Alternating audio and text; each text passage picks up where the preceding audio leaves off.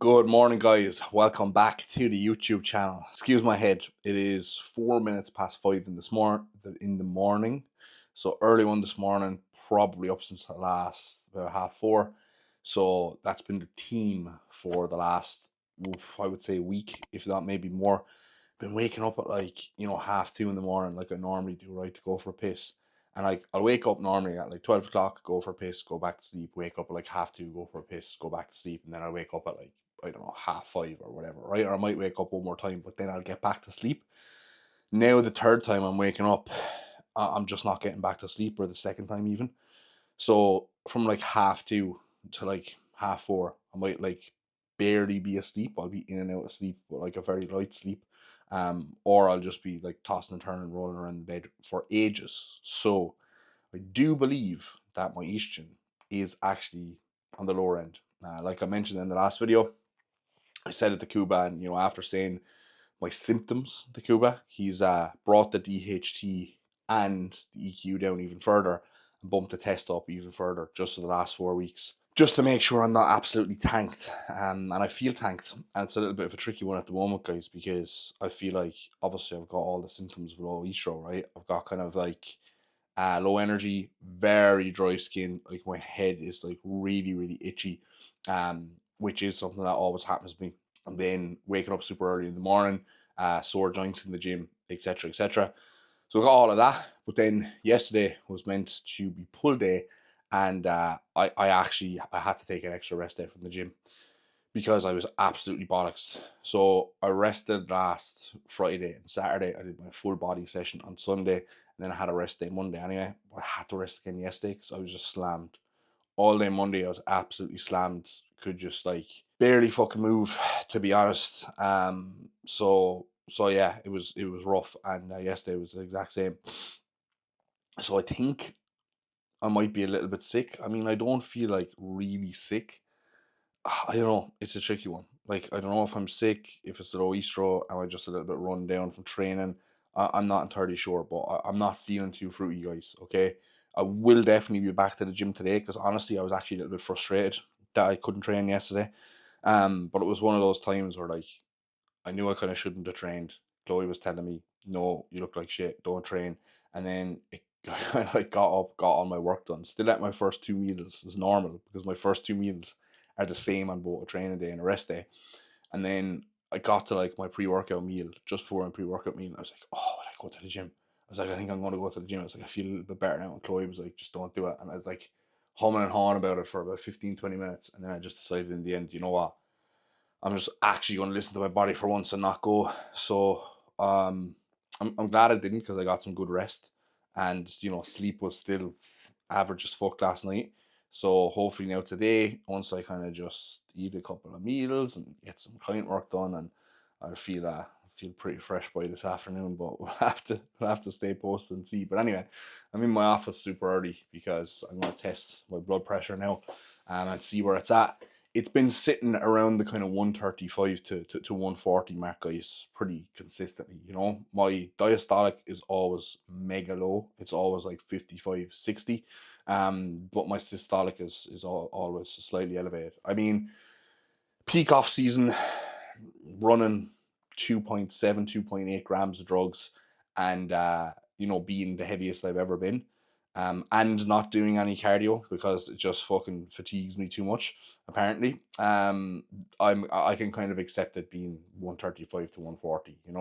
135 to 140 for 3-4 months of the year, I can accept. I don't think that's going to kill me long term, to be honest. Now, would I like to see it lower? Yes, but it's like with anything, guys. If you worry about it being the optimal of the optimal of the optimal, it's like you're just not going to do things. Okay, you know what I mean? Like, I'm just doing what I need to do to fucking make the progress I need to make. And it's like, yeah, the blood pressure is slightly elevated. It's not ideal, but it's like feeling not good and never training. If I didn't train anytime I didn't feel slightly good, I probably wouldn't train at all, guys. To be honest. So like, it's kind of one of those things, isn't it? It's like if I pulled my cycle and pulled my off season every single time my blood pressure went above 125, probably wouldn't bodybuild at all. So that's kind of the way I see these things. basically just don't be a pussy, guys. Bodybuilding isn't fucking healthy anyway, right? We need to just do it as healthily as we possibly can. But I mean, this is the fucking reality of it, okay? Again, like I said in previous videos before, all the other bodybuilders out there, they're probably just only showing you their blood pressure when it's good, and then in the off season when it gets a little bit high, they say nothing. I'm just like, look, mine is high. This is the way it is. I can accept that. I'm sure there are many others who kind of see this. Let's crack on, okay? So I'm letting myself relax for a while. Need to drink a little bit more of this water as I am very dehydrated, and I'm obviously going to test my fasted blood glucose after I do this blood pressure as well, see where that's at, and yeah, that'll be my reference point now for the next 4 weeks, because the test is being cranked up quite a bit from here. So we're just kind of experimenting in these last 4 weeks to push up, just to see how my body just tolerates this kind of like much lower DHT and actually like moderate EQ with much higher tests, right? So we won't know until we try, all right. And I'll actually have some blood work to kind of confirm what that'll do in like 4 or 5 weeks time as well. So that'll be good. That'd be good. I'll have blood work this Saturday or this Sunday, sorry, to confirm whether my Easter is low or not, and then I'll have blood work again when I'm home in Clonmel to actually see what this next change will do. So that's great. I'm super happy with that, because again, I'm not just taking complete shots in the dark. I'll have some data to, you know, back up how I think I'm feeling based off the changes that we're actually making. So yeah, don't know what I was gonna say on that point, but I lost my train of thought. So look, we'll get some water into us. We'll test this blood pressure. Oh yes, that's why I'm going to have to stay on top of testing the blood pressure, because with the test going up higher now than it's ever been before, that's something that for most people affects their blood pressure more so than anything else. So again, I just want to see now as that goes up, how much does that actually impact blood pressure, or does it actually impact it at all? It'll be interesting to see. Okay, so data, guys. I'm a stickler for the data, right? I'll leave that there because I need to do all this shit, and then I need to do a little bit of client work, and then I need to go downstairs, get a coffee, get a HydroFlow into me, and back on with my day.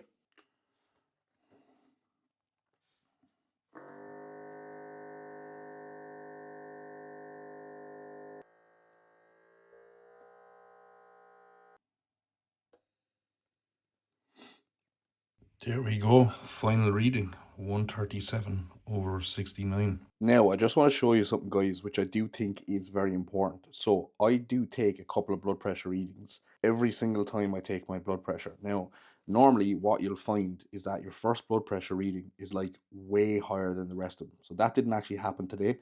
But normally, what I'll find is my first blood pressure reading will be like 155/80 or something. And I'll be like, what? What the fuck? That's ridiculously high.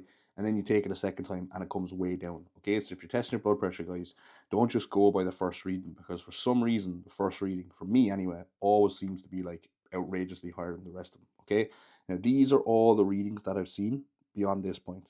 All right, and normally what I'll do is I'll actually kind of just take the median reading. So if we eliminate the highest and the lowest here, we get rid of these second two numbers. Okay, if we go through that process again, highest and lowest, we get rid of the 137, we get rid of the 143. We're kind of left with these two numbers here, the 141 and the 143. So they're kind of one of the numbers that I'll go at, and I'll track as what my blood pressure was on this day. I mean, I'll probably go with the 143 because I got more in the 140s than I did in the 130s this morning. And as you'll see here as well, as the blood pressure readings go along, they generally tend to get a little bit lower. And that's a common trend you'll see as well, guys, because as you're taking more and more blood pressure readings, you're kind of getting like more and more relaxed. Okay, and you're supposed to take your blood pressure in a relaxed state. So you sit in your chair, upright, feet planted firmly against the floor, have your left arm completely relaxed. And as you'll have seen there in that video, I kind of like close my eyes and I just focus on my breathing. So I almost kind of like meditate when I'm taking my blood pressure, because it used to happen to me before in the past where I'd be very anxious about taking my blood pressure. So I'd be looking at the monitor, I'd be looking at the numbers going up, I'd be stressing about my blood pressure, and that would almost artificially elevate what my blood pressure readings actually were. Okay.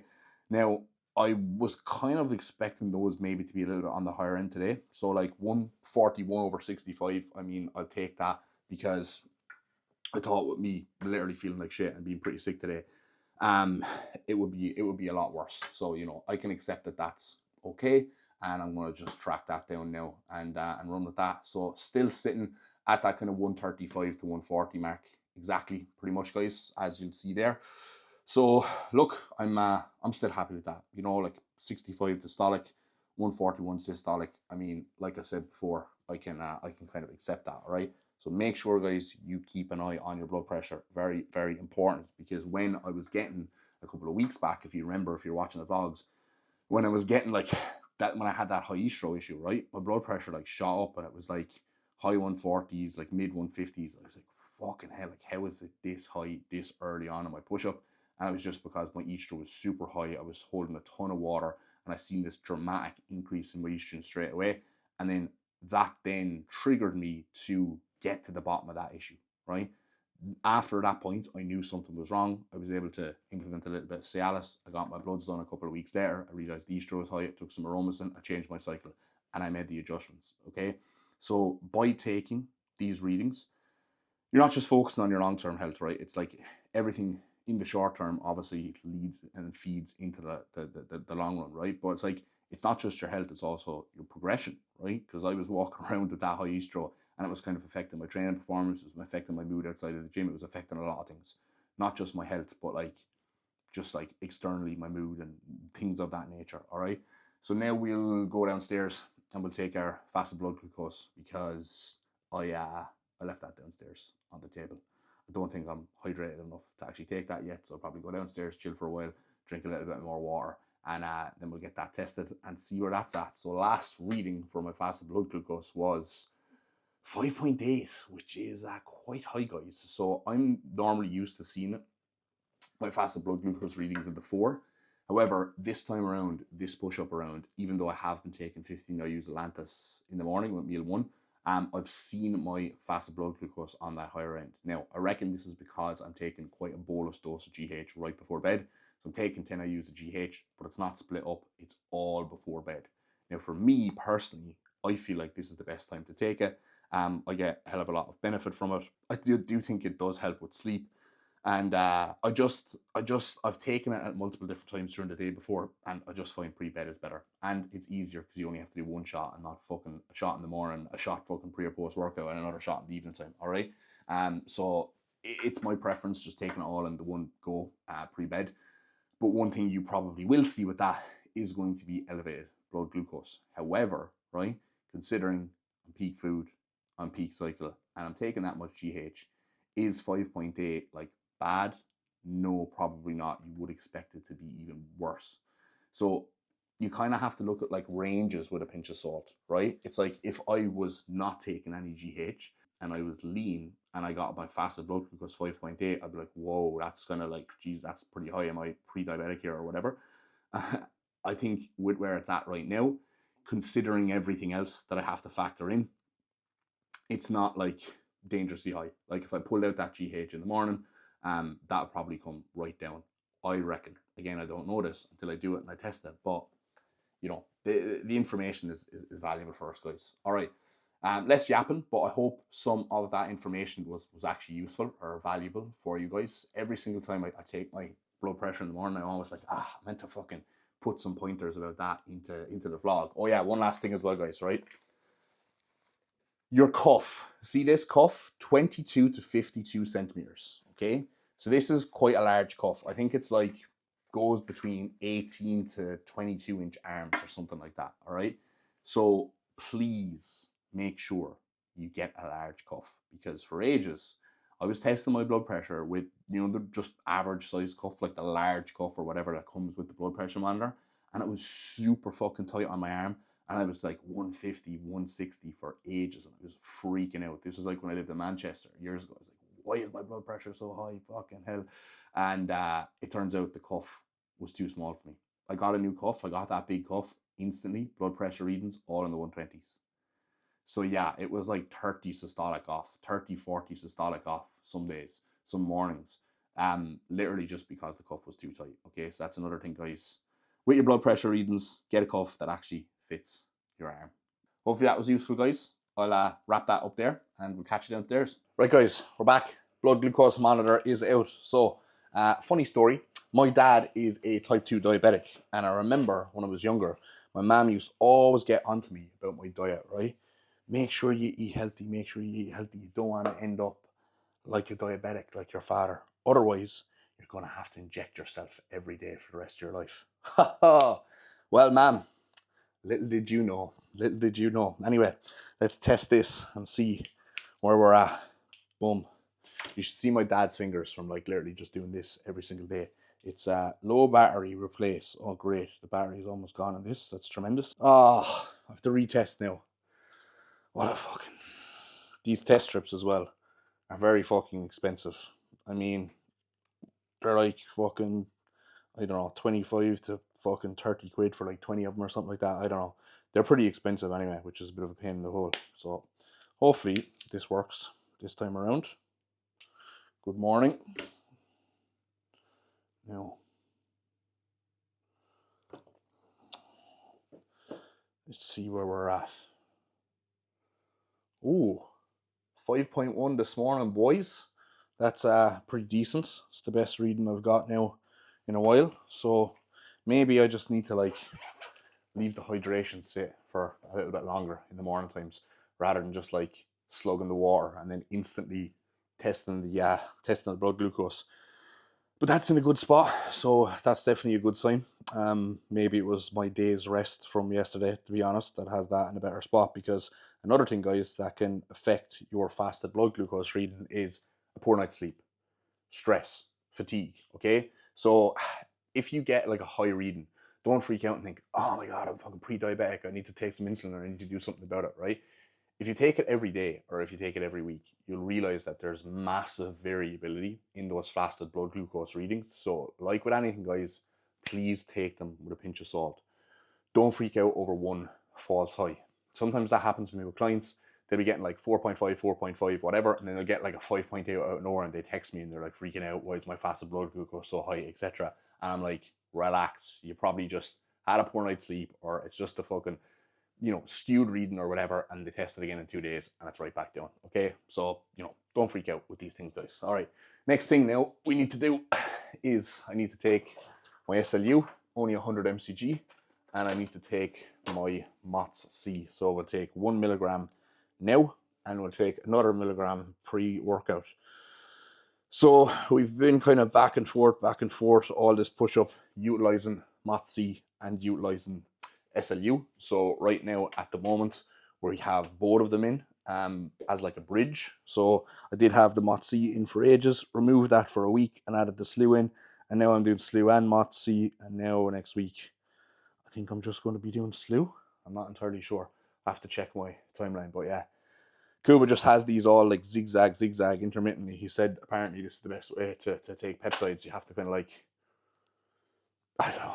Look, I just do what he tells me to do. I try not to overcomplicate it too much, to be honest. I think especially with these peptides things, he's like really in the weeds with it, because he's done all the lectures with all the top guys in this field, the doctor this and the doctor that, and he knows all the shit about the peptides. And I'm just like, mate, I don't give a fuck. Just tell me what I need to do, and I'll just do it, because I feel like if it was with anabolics, I'd want to know everything about it. But with the peptides, I'm like, it doesn't really matter. I could not take them in the morning and it wouldn't really bother me. I know they're the big craze these days, but genuinely, guys, they don't make that much of a fucking difference. Okay, so Chloe, what HydroFlow flavor do we got this morning? We've got the cherry. Oh, excellent option. So guys, massive appreciation for everyone who has used my code DMAC30 for Cyber Week this week. And reminder, still going to be live until the 1st of December, okay? So if there's any stock left, guys, then go on and use code DMAC30. So all the sales are going to be ending at the end of the week. We've got the Conte sale, 30% off everything with my code. You've got hard body sale, so 25 to 30% off all the good shit, with an extra 10% stacked on top with DMAC10. High Stripes, I'm pretty sure, my nose strip sponsor, have now actually increased to 70% off on some items. So look, those nose strips, guys, like the one I was just wearing, that was like a cheapy Amazon one, because I ran out with the High Stripes one because I'm waiting for him to send me out more. The difference is actually insane. Okay, like I've used these nose strips for like, I'm gonna say like 4 years, okay? And they're the best nose strips I've used by far, right? They're really strong. Obviously, they come in different colors, so like they're just cooler looking. And yes, they are a little bit pricier, but they're worth the price, especially now if you're getting them for like 30, 50% off or whatever. So I probably just fucking stock up if you want to get some. And then lastly, we've got explosive fibers. But explosive fibers are not doing athlete codes for the Black Friday sale. But I'm still going to help you guys out. Use code BF25. I mean, I don't benefit from it, but if you want to get some nice explosive fibers kit, especially for Christmas, now's your time. All right?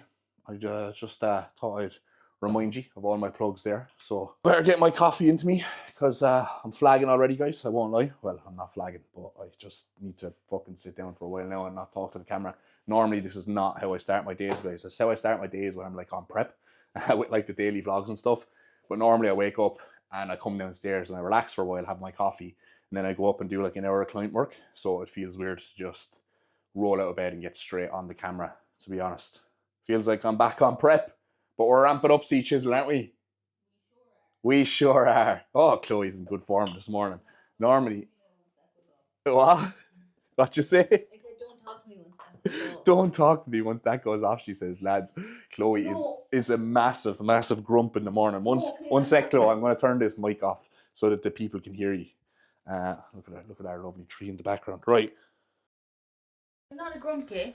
And I don't really want to be in this video now because I just woke up and I look dead. You don't? I do. So I'm not a grump, but Darren loves to just go blah blah blah blah blah blah blah blah blah blah blah. I love this sound. As soon as my eyes open, he's like, oh, and this is. I'm like, shut the fuck up and give me an hour. Do you know, that's been said to me so much before in the past about like how I am in the morning. People are like, how are you so energetic in the morning? Why do you talk so much in the morning? Etc. etc. I just love the morning times, guys. But then in the evening time, I'm the opposite way around.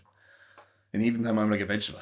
Sometimes Chloe tries to talk to me in the evening time, especially some nights when I'm like in bed and I'm tired and I want to go to sleep. But Chloe's not tired and she I know how to get him going though, you know. And she's telling me something and he'll be sitting up then and he's like, oh. Yeah. She could be talking about some garbage, like some gossipy garbage, and I'd be like, yeah. But then if she goes to something really opinionated or something deeper, she talks about something.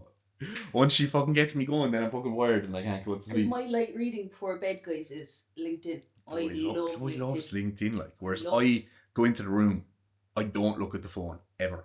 The phone, like, this is just not a thing, you know. So. And I just be reading it, and then I'd be talking to him about what I've just read. And most of the time he doesn't care about some stuff. Then he. Yeah, I don't know how she I don't know how she sleeps. She literally just looks at the bright phone, and I'm always like, Chloe, turn that brightness down, and she's like, it's down to the max, right? And I have my eyes closed, and I can still feel the like hum of the light.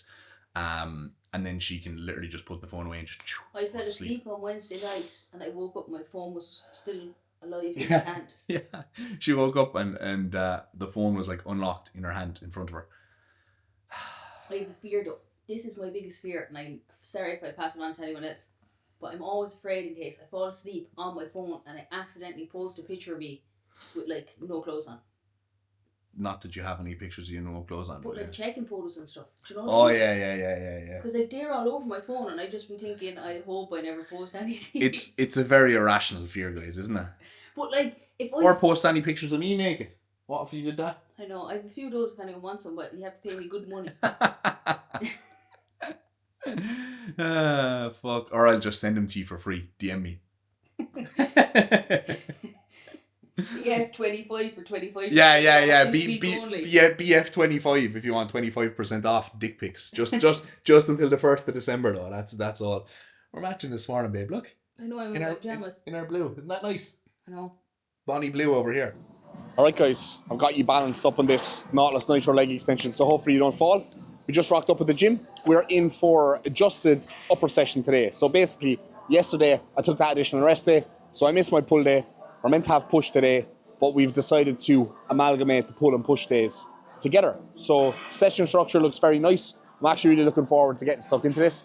I do quite enjoy an upper day since I've had it back in my plan. So this is going to be a little bit of a different upper day than my other upper day. So I'm actually going to record today's session and I'm going to show you, all right? So we're going to start off with our chest work, chest, back, back, I think that's the way it's going to go. We got 3 back exercises, 2 chest exercises, and then we've just got bicep, tricep, superset at the end.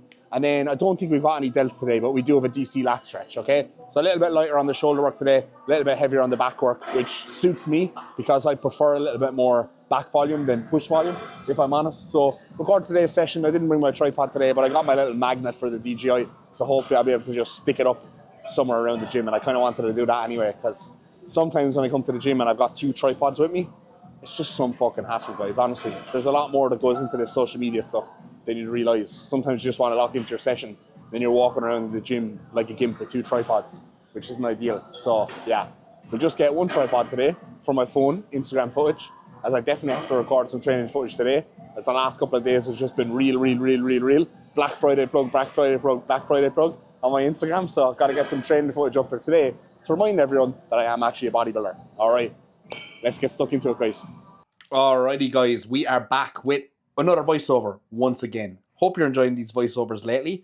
I'm going to keep this more training focused. I kind of fell out of doing these for a while, not just voiceovers, but like breakdowns of my actual training, because I feel like sometimes when you're watching YouTube's or just bodybuilders on YouTube, if it's like way too training focused, it's just fucking boring, right? And I like to see what bodybuilders are like outside of just the gym, as a person, what they're doing in their daily life, seeing a little bit of personality, etc. So I feel like I went heavily down that route, but then maybe my videos were way too vlog style and not enough training focused. So since I've kind of started doing these in the last couple of videos, I've actually been getting a good couple of messages of people being like, oh, I tried that cue that you went over in that video and it's really good and blah. So I'm just going to keep doing these until people get sick of them and they get bored of them. All right, guys, adjusted upper session today. So with the new split that we have, upper, lower, pull, push, legs, it's actually a set split throughout the week, right? So I do upper, lower, Saturday, Sunday, a rest on a Monday, pull, push, legs, Tuesday, Wednesday, Thursday, and then a rest on a Friday. That's my split, okay? And that's the way I want to keep it. Now, if I'm ever sick or I need to take an additional rest day for whatever reason, that's a disaster because it messes my whole split and, oh, what if I have to skip this session and blah. So at the weekend, obviously just gone, I didn't do my upper day, and then we did an adjusted full body day on the Sunday, which was my upper and lower amalgamated. Yesterday, I missed my pull day, and today we did the pull and push day amalgamated, which was an adjusted upper day. So now I have an adjusted full body day and an adjusted upper day from Cuba, basically, based off my current split, so that if I ever need to take an additional rest day again, then I actually have those 2 sessions. So fantastic. So basically, if I'm ever sick, or if I ever need an extra rest day, or whatever the case may be, upper, lower, it's going to be across the week. Essentially, that's what it's going to look like. Or pull, push, legs, full body. That's how my split is going to look.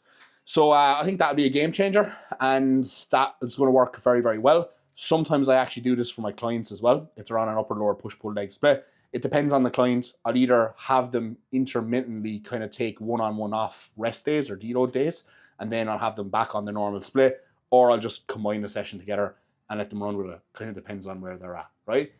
So first proper session, or first proper exercise of the session here, guys. We've got the single arm gym shot pull down, because the pin loaded Nautilus is still broke. Now, the first set that you would have just seen, it actually looked way better watching it back on camera than it felt. It felt heavy today, guys, okay? Now, I matched reps on my right arm, and I got a rep up on my left arm because I accidentally did 1 less rep on my left arm last week, and I only realized when I, watched my set back. So that was quite annoying. And then I actually think I did get a rep up on this back off set, and I was much happier with how this felt. I think on the first set, I couldn't really come up super far into the stretch without my lat feeling like it was going to fucking rip off the bone. And even here, my lat did feel pretty pumped again. But look, the mega pump / amino swole combo does be doing bits, guys. So I was much happier with this back off set and how tidy it is. Now, one key thing on this, guys, when you're doing these lat pull downs, make sure you crunch down, okay? Rib cage down, core braced. Do not push your chest up and arch your thoracic spine and also your lower back, okay? You actually want to crunch down and you want to make sure you stay in that position. It's going to be much easier for you to get your lat short, okay? It's a very common error I see on D-handle single arm lat pull downs or lat pull down machines is as people come up with the weight, they almost let their chest come up. They let their whole entire, back just curl and their spine curl. You want to keep a neutral spine, guys, and you actually want to crunch down on those abs. And make sure you keep that brace position when you're doing your single arm lat work on both rows and on pull downs. Now, next up, prime pin loaded chest press. So as you'll know, guys, this just doesn't cause my pec any issues, and this is feeling fucking fantastic at the moment. So this is my heavier set here. I think I did like 310 kilos for 8, which is a match PB, which is really, really good a couple of weeks after this pec injury. But this is pretty much the only chest exercise that I can kind of fully send at the moment, guys. Even on my flies at the beginning here, I was still going, you know, relatively light. A little bit heavier than I did last time, but still relatively light. So yeah, prime chest press is great. Again here, I'm thinking chest up, shoulders back, pressing myself into the seat, okay? Don't think about pressing the handles away from you. Think about pressing yourself back into the seat. And as you come up, you almost want your two pecs to kiss each other and touch each other. So you're thinking arms across the body, elbows in to meet each other, and squeezing a pencil in between your two pecs, right? Not pushing your arms forward and then boom, letting your shoulders pop forward and letting yourself crunch and cave with your chest as you go over, all right? Now, next exercise was meant to be the single arm prime lat pull down on the plate loaded machine where you can overload the length and range. But it's out of order. Some stupid cunt fucking broke it, okay? Kuba was not happy about that. But some stupid cunt broke it, so I couldn't do it. So I did one set of this Nautilus Nitro row, and I was like, this just doesn't feel right. It's a little bit heavier in the shortened range. And I was like, let me do this Nautilus Gym Shop row instead, right? So this is the Gym Shop knockoff, basically, of the Nautilus No Explode row. And this is much better because this is heavy in the lengthened and light in the short. It drops off as you pull back. The Nautilus one, other way around. It's light in the lengthened, it's heavy in the short. This being my second lat exercise in, just makes more sense to do this. So I did actually end up doing an extra set on my right lat, but look, it's all good. This was a much better option, and it only kind of clicked with me after I did one set on the Nautilus Nitro. I was like, why the fuck am I not doing this? Because I've had this on my plan before. So this felt amazing, guys. This felt really good. Now, notice how I'm setting up on this, okay? So again, neutral spine, crunch down on my abs. See that? There's no arch in my lower back. I'm not poking my chest up towards the ceiling, all right? Now, you'll also notice that I'm slightly angled into my working side arm, all right? So I've got my right leg, which is my contralateral leg, doing the bracing, and my right arm doing the bracing, okay? And let's just swap over to talking about it here. So here, I've got my left leg doing the bracing and my left arm off that bracing leg as well, okay? Now, on the arm, my working arm that I'm actually pulling with, I've got my leg down and I've got my leg out to create a little bit of space there at my hips so that my knee isn't up and my elbow isn't scraping off each other. Now, a lot of people will tell you on lat exercises like this, especially like if you're doing like a dumbbell row, right? They'll tell you to put your working leg forward to brace so that you don't get rotation of the torso and you're not basically swinging and pulling. Now, that's not an issue for me because I'm very experienced and I know what I'm doing here and I know what I want to feel. So I know that basically as I pull back here, I'm not going to swing back with my shoulder. Okay, I'm not going to swing back with my shoulder. I'm not going to allow my torso to rotate. But instead, by me actually doing the opposite thing here, where I bring my opposite shoulder forward, so my left shoulder forward, and keep my right shoulder back, as I come forward here into the stretch, my lat is basically wrapping around my scapula even more. And I get more of a stretch and more of a lengthen, and then I pull it back and I'm wrapping that elbow around my pocket. So I can actually get more out of my lat there in the lengthened range and the shortened range. Now, hard body, hard grips, guys. These are the one for anything that you need to kind of overreach and overextend yourself for, okay? So here, the chest pad is in my way and I have to kind of reach to get those handles. So when I have to kind of wrap myself up and do that, it's kind of inconvenient. These handles go down the way, so it's very difficult to wrap them anyway. So these hard grips, I just flick them around, boom, grab them, pull, very, very good, right? So we got the prime pin stack upper back row here. 2 sets on this, set and 3, so overloading in the stretch at the bottom. My main focus here is driving my elbows back and up and holding that squeeze and that contraction. So I feel this a fuck ton on the top of my traps, all right? This is kind of like a mid-back, upper back exercise, but more so kind of feel this in the traps. Now, is this the best exercise to have for me in this session? I don't think so. like I don't think I need more upper trap. I think my upper trap is pretty decent. And I kind of like how this exercise feels, but then I kind of just like a fucking lat pull down variation instead, which I think I'd get a little bit more out of. But look, this is a movement pattern that I don't really do all that much, so maybe it is beneficial for me. All right. Now, lastly, we moved on to our bicep tricep superset. So I've been loving these for biceps lately, guys. These seated easy bar cable curls. So look what I did just there before I did a single rep.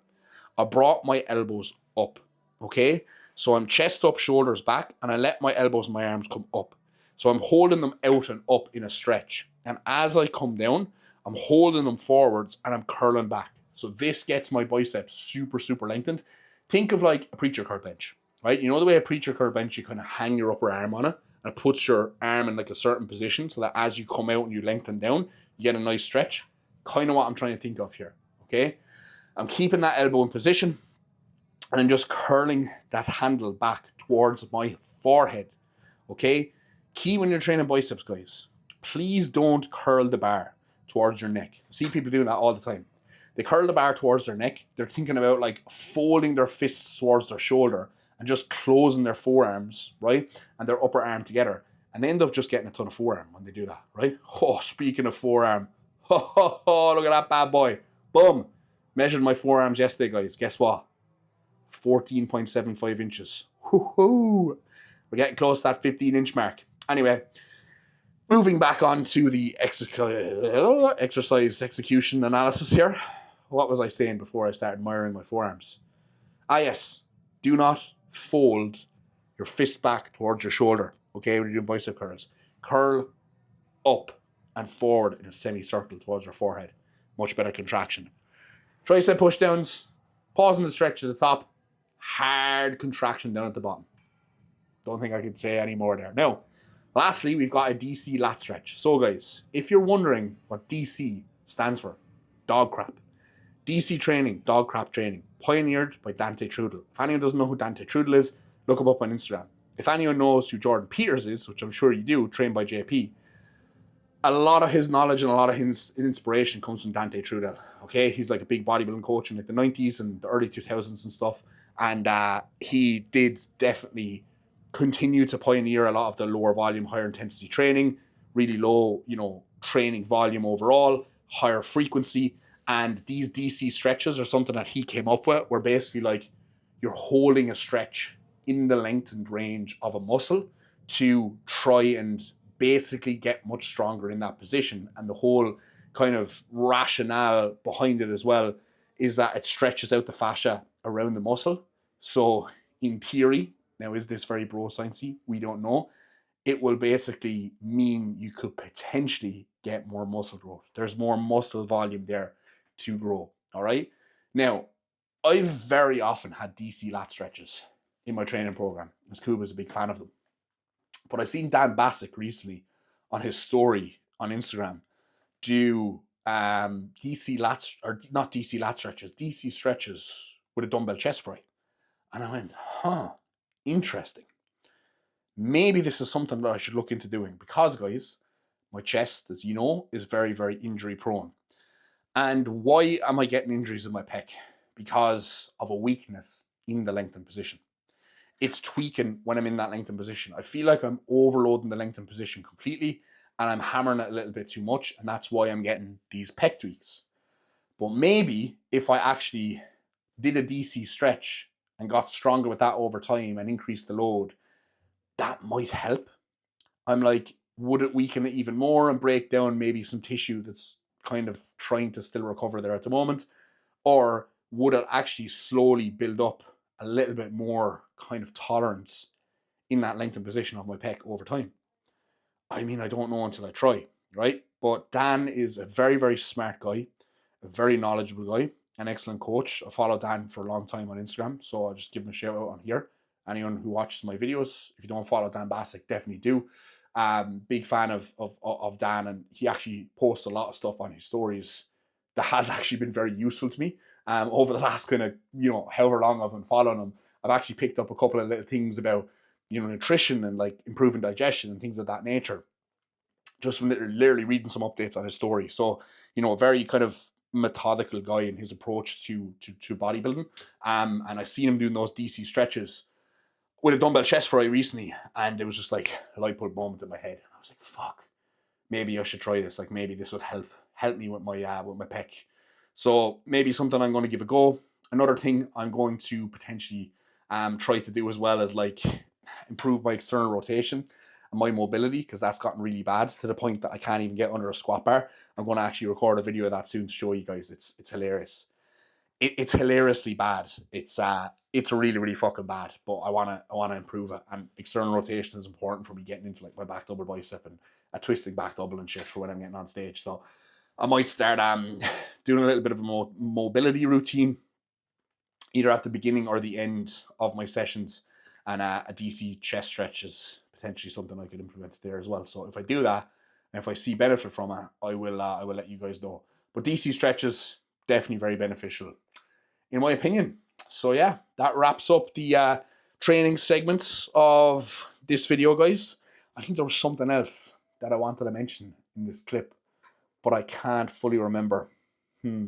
Well, I'm going to just have to leave it there because it's 4:30 now, and I got to collect C Chisel from the train station at 5:55. So I better wrap this up quickly and get cracking and get going.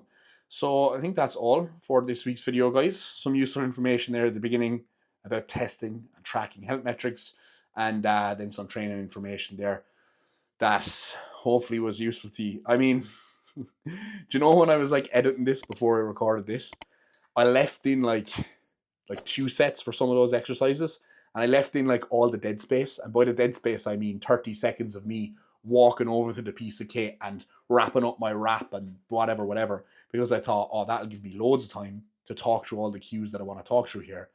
But always when I set the camera up to record, there's never fucking enough time for me to get across everything that I need to get across. And I'm not going to record it again because can't be arsed. You know what I mean? But it's been a good day. It's been a productive day, guys. I'm super happy with that because, I mean, yesterday was a stinker for me in terms of like my energy and just how I felt. But I'm super, super glad that I took that extra rest day yesterday. Like, I'm really glad that I listened to my body. I was just about going to go to the gym and Chloe was like, don't. Chloe always knows as well. Chloe always knows by me, like, dependent on the mood I'm in and my energy levels and all. She always knows when I need rest, which is really fucking annoying because she's always right. Like, when she tells me to rest and I don't rest, I always end up fucked. And then when I do actually rest, I always end up like getting better. So yeah, she's good. She's good. Maybe she should fucking coach me. But anyway, I feel great now. Had a really good upper day today. In for legs tomorrow. Absolutely fucking buzzing for that. And then we've got a rest day Friday to recharge for upper lower again at the weekend. It's going to be a packed weekend. We're getting our bloods done on Sunday. We've got the podcast to record on Sunday as well. So stay tuned for that, guys. If you haven't watched the last podcast episode, please do. And then obviously, you know, Black Friday is going to be ending on Sunday as well. So it's going to be all go over the next couple of days, but I wouldn't have it any other day. So guys, thank you for your support. Thank you very much for tuning in and watching the video once again. We'll catch you in the next one.